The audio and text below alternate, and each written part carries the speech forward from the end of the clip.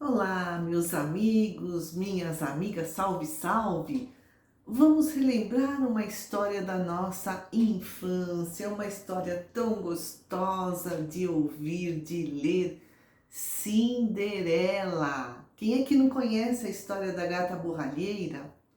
E o Gabriel Chalita escreveu um livro, Pedagogia do Amor, em que cada capítulo comenta um conto de fada. Ou então um conto lá, uma história lá da Bíblia, ou um mito. E Gabriel Chalita, aqui no capítulo da Cinderela, cita uma frase de Dom Helder Câmara. Não te impressiona saber que o mais anônimo dos átomos tem poder capaz de arrasar cidades? No entanto, repara como se apagam e se escondem, como se nada fossem, nada valessem, nada pudessem. Humildade. Vem do latim humilitas, que significa pouca elevação, pequena estatura. Humildade é ter consciência das próprias limitações.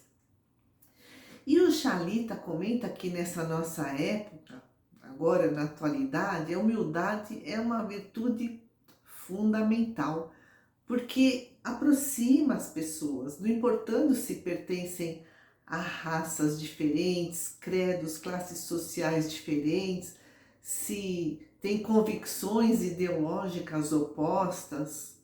O humilde enxerga os próprios defeitos e, com isso, abre-se o caminho para conquistar, desenvolver a tolerância, a paciência, o perdão, a aceitação em relação às imperfeições alheias. Mas vamos à história da Cinderela, né? Surgiu na China, no século IX. A China tem muito na sua cultura a valorização de um pé pequenininho. E no século XVII, o francês Charles Perrault imprimiu vários contos, inclusive Cinderela. Gata borralheira, né? Por quê? Porque uma de suas tarefas era limpar chaminés, lareiras, e com isso ela ficava com seu vestido todo sujo de borralha, que são as cinzas quentes. E ela era órfã de mãe, o seu pai havia casado com uma mulher sem muitos escrúpulos. Aí essa madrasta tinha duas filhas. E Cinderela era uma moça bela, doce, meiga, tinha um coração puro. Certo dia chegou uma notícia, né, dizendo que o rei faria um baile. Nesse baile, o seu filho escolheria uma moça para casar. E todas as famílias importantes do reino receberam convite.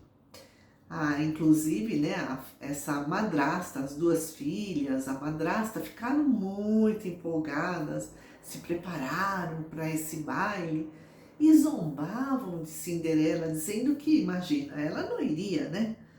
E chegou o dia da festa, a madrasta e suas filhas foram, e Cinderela ficou em casa, chorando. Mas apareceu uma fada dizendo-lhe que era a sua fada madrinha. E ela trazia uma varinha mágica, e com essa varinha ela transformou 6 camundongos em 6 imponentes cavalos. E um rato de bigode se transformou no cocheiro.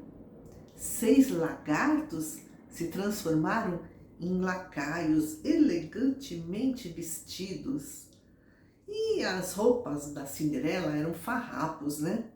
Se transformaram num vestido lindíssimo, de ouro, de prata, bordado com pedras preciosas.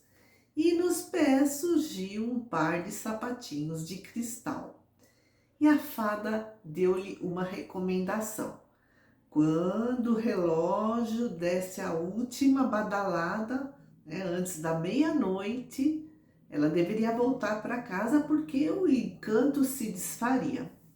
Bom, ao chegar no castelo, todos ficaram impressionados com a beleza da Cinderela. O filho do rei ficou encantado, eles dançaram juntos o tempo todo e a Cinderela estava tão feliz que até esqueceu da recomendação da fada. Mas o relógio soou as 12 badaladas, né? Então Cinderela saiu correndo do salão. No entanto, na confusão, ela deixou cair uns sapatinhos de cristal. Quando a Cinderela chegou em casa, todo o encanto se desfez, só sobrou aquele único par do sapatinho de cristal e ela guardou no bolso. A madrasta e as filhas nem desconfiaram que a Cinderela era aquela princesa desconhecida. Pouco tempo depois, o filho do rei anunciou que ele se casaria com a dona do sapatinho de cristal. Então ele enviou auxiliares para percorrerem todo o reino, aquele sapatinho que ficou no castelo, né, no palácio, e todas as moças deveriam experimentá-lo, mas era um sapato muito pequeno, não servia em ninguém. Quando o mensageiro chegou na casa dessa madrasta má, as duas irmãs da Cinderela tentaram de todo jeito calçá-lo, mas não serviu. E o mensageiro perguntou se havia outra moça em casa. A madrasta e as duas irmãs, né, desconversaram, mas a Cinderela corajosamente se apresentou. As irmãs riram da ousadia de Cinderela, mas o mensageiro insistiu. Todas as moças do reino deveriam experimentar aquele sapatinho de cristal. Para a surpresa de todos, o sapato serviu perfeitamente em Cinderela. E para espanto ainda maior, a Cinderela tirou o outro par do bolso do seu avental e calçou-o também. A madrasta e as duas irmãs caíram de joelhos e imploraram-lhe o perdão. Cinderela abraçou-as e perdoou-as de todo o coração e casou com o príncipe e viveram felizes para sempre.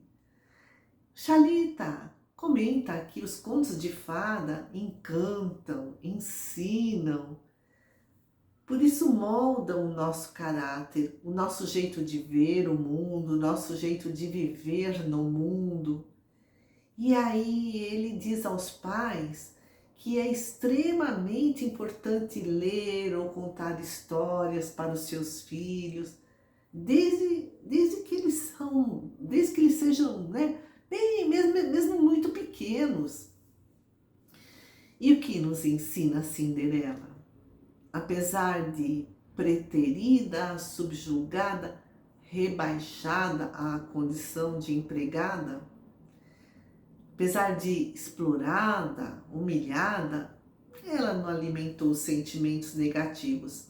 Nada abalou as suas virtudes de doçura, de humildade.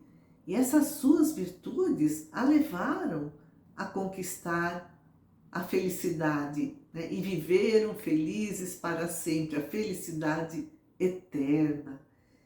E Xalita ainda escreve que Cinderela é um ícone dos injustiçados, dos oprimidos, porque a dor é um estágio importante no processo de aquisição de sabedoria.